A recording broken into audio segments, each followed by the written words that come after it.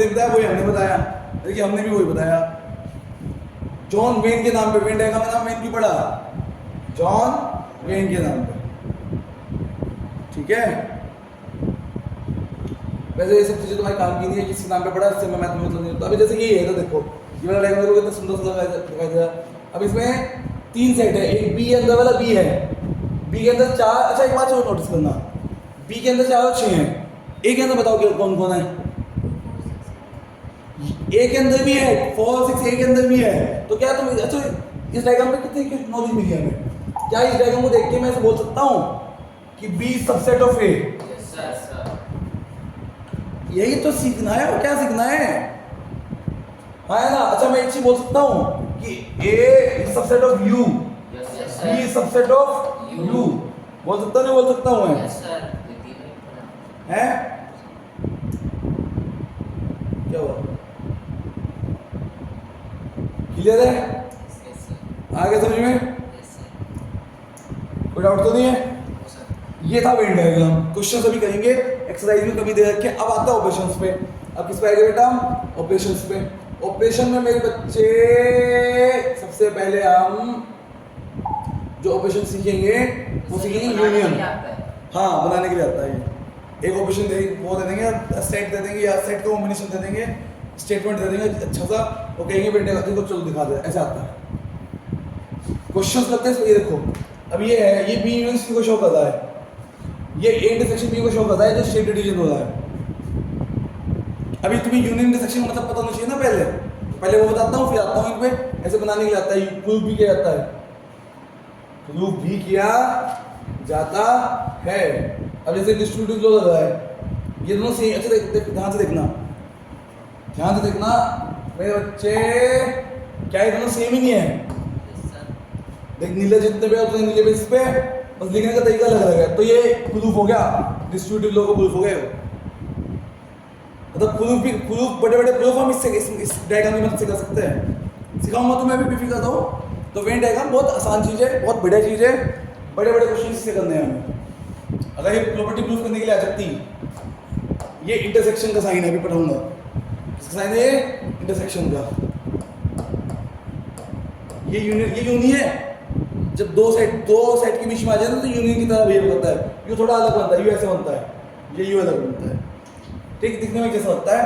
तो ये इसके इक्वल है, डायग्राम में से दिखाई भी दे रहा कि A intersection B union A intersection C. अच्छा तो मेरी बात बेकार लग रही होगी है ना? अब ऐसी बात को अगर मैं ऐसे लिख दूं तो तुम्हें बेकार लगने लगा है। देखो ऐसे लिख रहा हूँ, ध्यान से देखो, 6ठी क्लास से पढ़ता है ये चीज आप। अगर इसी बात को मैं ऐसे लिख दूं तो बेकार लगेगी क्या? क्यों नहीं लग रही बेकार? यहाँ की लग रही बेकार, यहाँ साइन आ गए बस। भाई ये जो प्लस है ना, ये यूनियन की तरह बिहेव करता है। तुम सीख जाओगे सब, लेकिन तुम थोड़ा सा अंदाजा लग गया होगा मैं कहना चाह रहा हूँ कि वेन डायग्राम बहुत आसान है। तो सबसे पहले हम फोकस करते हैं यूनियन पे। किस पे फोकस करते हैं बेटा हम? यूनियन क्या होता है यूनियन को समझाते हैं। सबसे पहले किस समझाते हैं? यूनियन को समझाते हैं। अच्छा तो ठीक है सर, नहीं तो वो मुझे वहाँ भेजनी थी फोटो, कोई बात नहीं। अब हम बेटा यूनियन को समझते हैं।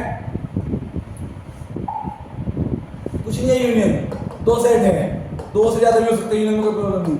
1 2 3 4 एक सेट है M H G 1 4 3 7, ठीक है। देखो पूछा तुमसे आप यही वर्ड्स क्यों लिखते हो? चलो छोड़ो कुछ मोस्टली M H अगर समझो लाटो पे। अब इन दोनों को अगर मैं यूनियन का मतलब होता है कि दोनों को अच्छा यूनियन का मतलब क्या होता है? यूनियन का जोड़ना एक तरह से। यूनियन बन गई तो इन दोनों सेट की यूनियन बन गई। क्या बन गई? इन दोनों सेट की यूनियन बन गई।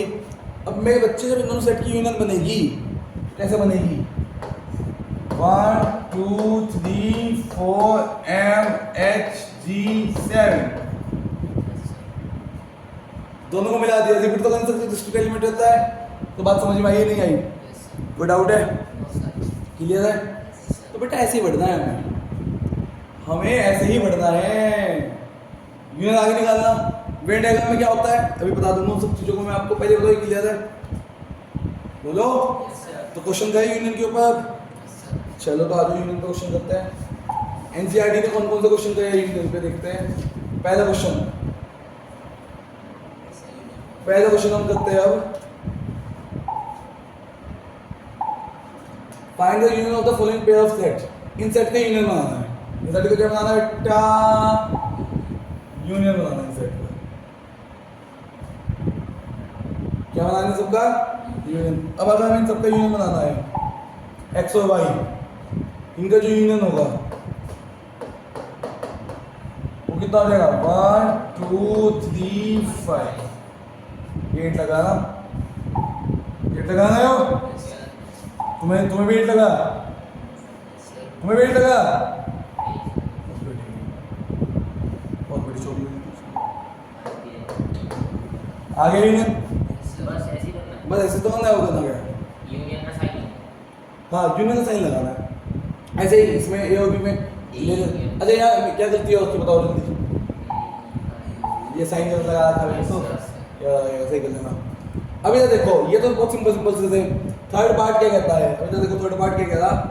थर्ड पार्ट ये कहता है कि नेचुरल नंबर और मल्टीपल ऑफ 3, यानी कि जो ए बना, जो अपना ए बनता है, जो अपना ए बना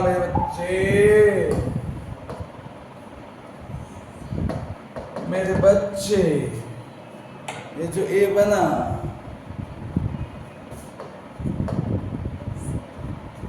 3 6 9 12 चलता रहेगा।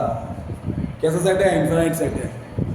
ये natural number less than 6, natural number यानी कि 1 2 3 4 5 6, फिर ये ऐसा बदल गया। Sorry natural number less than 6 में 6 नहीं आएगा।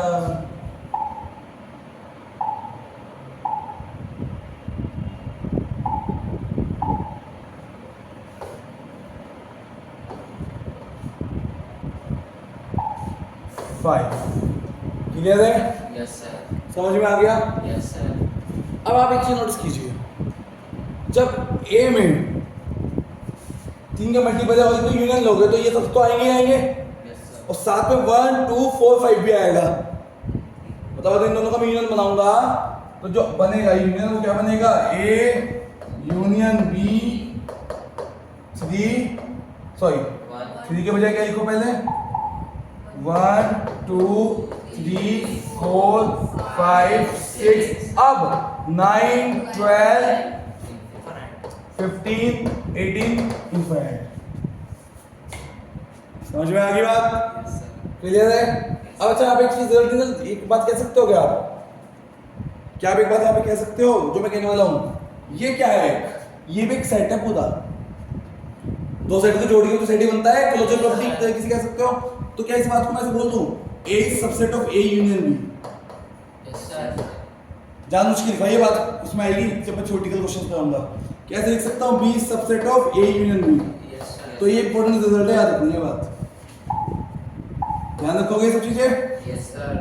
ये दोनों ही देखो, कोई भी सेट अपने अंदर तो यूनियन में तो आएगा ही, इनके यूनियन में तो आएगा ही। ये याद रखना, अच्छी इंपॉर्टेंट रिजल्ट है कि A is always subset of A union B, B is always subset of A union B। ये मिलेंगे कहीं ना कहीं देखने को मिलेंगे। ठीक है, समझ में आ गई बात? कोई डाउट? इसे अपने आप करके देखना। अच्छा इसमें यूनियन में क्या होगा, ये तो खाली है। Yes sir. ये तो क्या है, खाली है, तो इसका तो क्या आएगा A यूनियन B अगर तुम निकालोगे तो 1 2 3 रहेगा, क्योंकि तो खाली था। इसका मतलब तो ये था ना। Yes sir. बोलिए।